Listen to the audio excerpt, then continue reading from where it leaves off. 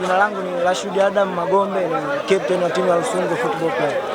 Ameweza kushinda katika fainali ya kata ya Rufilio na dakika 90. Wapi mliweza kufanikiwa na wapi palikuwa na mapungufu? Kwanza kabisa tumshukuru Mwenyezi Mungu.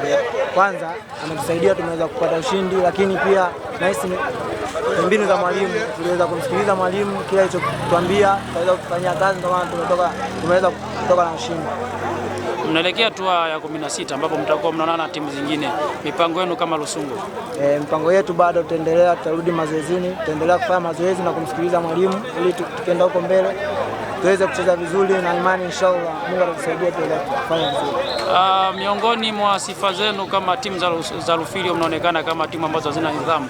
Hii sasa mnahakikishiaje mashabiki wenu ambao wanawashabikia nje ya Rufilio na Busokelo kwa ujumla? Ni kweli, lakini sio kila timu mashabiki wake ni watovu wa nidhamu.